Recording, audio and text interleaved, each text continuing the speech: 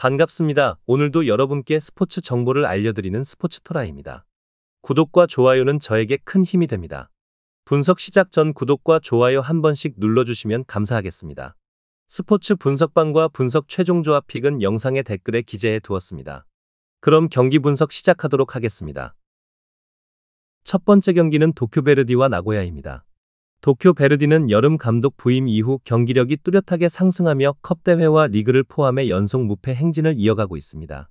시바타 슌페이와 이노우의 다이키를 중심으로 한 짧은 패스 전개는 측면 전환 속도가 빠르고 좌우 풀백의 적극적인 오버래핑과 연계가 더해져 공격 루트가 다양해졌습니다. 여름 이적 시장에서 영입한 스즈키 유마는 전방에서 버팀목 역할과 제공권 모두에 힘을 보태고 있으며 부상에서 돌아온 모리야마 신이 중원에서 안정적인 볼 순환과 템포 조절을 가능하게 했습니다. 최근 홈 경기에서는 높은 점유율을 바탕으로 상대를 지속적으로 몰아붙이며 실점 최소화와 세밀한 전개가 조화를 이루는 안정적인 경기 운영이 돋보였습니다. 이번 경기에서도 홈 이점을 살려 수비 뒷공간 노출을 최소화하고 짧은 패스와 전환 플레이로 나고야의 수비 라인을 흔드는 전략을 펼칠 가능성이 큽니다. 나고야는 감독 교체 이후 조직력이 회복세를 보이며 쇼 이나가키를 중심으로 한 좌측 전개가 여전히 주요 강점으로 작용하고 있습니다. 여름 이적 시장에서 유야 야마기시와 모리시마 츠카사를 영입하며 전방과 중원을 보강했지만 빌드업 속도와 마무리에서 경기마다 기복이 나타나고 있습니다. 카스퍼 융커는 여전히 날카로운 움직임과 마무리 능력을 겸비해 세트피스나 측면 크로스에서 위협을 만들 수 있지만 원정에서는 중원 압박에서 밀리며 주도권을 쉽게 내주는 경향이 있습니다.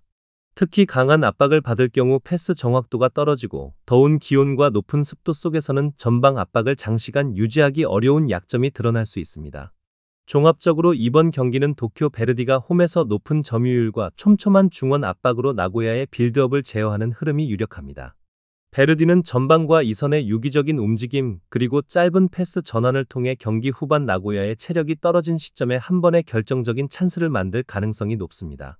반면 나고야는 융커의 개인 기량을 활용한 역습을 시도하겠지만 베르디의 커버 플레이와 간격 유지에 막혀 득점 기회를 극대화하기 어려울 것으로 보입니다.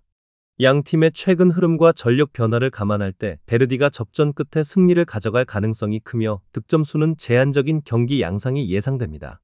도쿄 베르디의 승리와 언더를 추천드리는 경기입니다. 두 번째 경기는 파리 생제르맹과 토트넘입니다. 파리 생제르맹은 이번 유로파 슈퍼컵에서 챔피언스리그 우승팀다운 위용을 보여주기 위해 전력을 최상으로 끌어올렸습니다.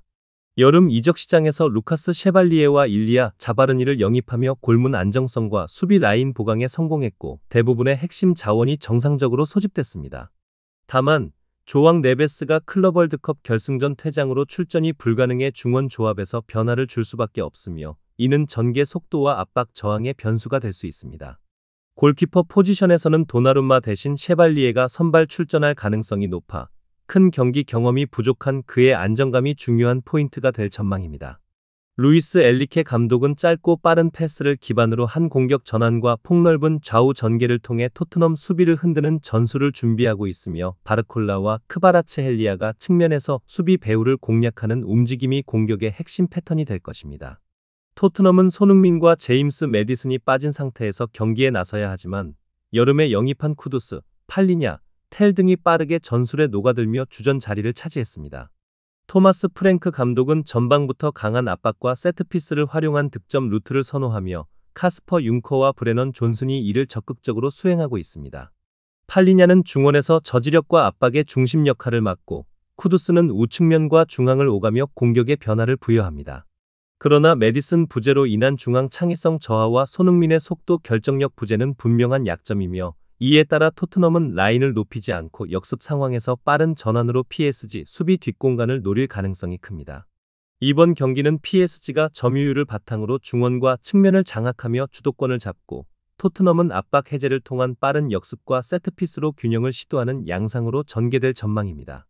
네베스의 결장에도 불구하고 PSG는 바르콜라와 크바라츠헬리아의 측면 돌파 그리고 높은 패스 성공률을 통해 꾸준히 기회를 만들 것으로 예상되며 토트넘이 한 차례 반격에 성공하더라도 PSG의 공격력과 마무리 능력이 이를 상쇄할 가능성이 큽니다. 종합적으로 볼 때 PSG가 안정적인 전술 완성도와 전방 자원의 다양성에서 우위를 점하며 승리를 거둘 가능성이 높습니다. 파리 생제르맹의 승리와 언더를 추천드리는 경기입니다. 마지막 경기는 버밍엄과 셰필드입니다.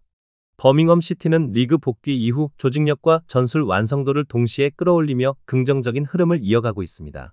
크리스 데이비스 감독 부임 후 짧은 시간 안에 안정적인 수비 구조와 효율적인 역습 패턴을 정착시켰고, 이번 경기에서도 리그와 마찬가지로 주전 위주의 라인업을 가동할 가능성이 큽니다. 여름 이적 시장에서 영입한 교고 후루하시는 최전방에서 폭넓은 움직임과 날카로운 마무리를 보여줄 것이며, 제이 스탠스필드는 이선과 측면을 넘나들며 전개와 압박을 동시에 수행할 전망입니다. 비록 데마라이 그레이, 리어드, 다익스 등 일부 전력이 부상으로 이탈했지만 최근 홈 경기에서 보여준 견고한 라인 유지와 좌측 중심의 빠른 역습은 셰필드 유나이티드의 불안정한 수비를 충분히 위협할 수 있는 무기입니다. 셰필드 유나이티드는 루벤 셀레스 감독 부임 후 첫 경기에서 브리스톨 시티에 대패하며 후방 조직력의 허점을 드러냈습니다. 핵심 수비수 잭 로빈슨이 부상으로 빠지면서 수비 안정성 문제는 여전히 지속되고 있으며, 주장 노링턴 데이비스가 수비진을 이끌고 있지만 측면 뒷공간 노출이 잦아 위험 부담이 큽니다. 중원에서는 올리 아블레스터의 결장으로 구스타보 하메르가 공수 전환의 핵심 축을 맡아야 하고, 타이레스 캠벨과 루이 베리가 전방 마무리를 책임져야 하는 상황입니다. 공격 전개는 좌측 편중과 롱패스를 활용한 빠른 전환이 주를 이루지만, 중원 압박을 효과적으로 풀어내지 못하면 공격 기회가 제한될 가능성이 높습니다. 이 경기는 홈팀 버밍엄이 전술 밸런스와 최근 경기 흐름에서 우위를 점하며 경기를 주도할 가능성이 큽니다. 후르하시와 스탠스필드의 전방 압박, 빠른 측면 돌파, 그리고 전환 속도를 살린 직선적인 공격은 셰필드 수비를 흔들 수 있는 주요 패턴이 될 것입니다. 셰필드는 세트피스와 간헐적인 빠른 역습이라는 무기를 지녔지만, 현재 수비 라인의 불안정성과 전력 누수로 인해 이를 꾸준히 이어가기 어렵습니다. 경기 양상은 버밍엄이 점유율과 템포를 주도하며 셰필드가 간헐적으로 반격하는 흐름이 예상되며, 홈의 기세와 공수 전환 효율에서 앞서는 버밍엄이 근소한 차로 승리를 가져갈 가능성이 높습니다. 버밍엄 시티의 승리와 오버를 추천드리는 경기입니다. 더 다양한 경기에 대한 세부적인 분석이 궁금하시다면 영상 하단의 댓글을 확인해 주시면 되겠습니다. 스포츠 토토를 처음 접해서 어떻게 해야 할지 모르시는 분, 스포츠 토토를 좋아하시지만 적중률이 낮아 고민이 많으신 분, 경기 시작 전 분석 자료 확인은 필수이며 가장 중요한 정보력이 수익의 80% 이상 차지하고 있습니다. 주저없이 유튜브 여러 전문가의 도움을 받아보시길 바랍니다. 수익을 위해 이상한 곳에 가입비 내고 돈 날리지 마시고 유튜브에서 여러 영상들을 참고하여 베팅하시는 걸 추천드립니다. 오늘도 영상 시청해주셔서 감사드리고 건승하는 하루 되시길 바랍니다.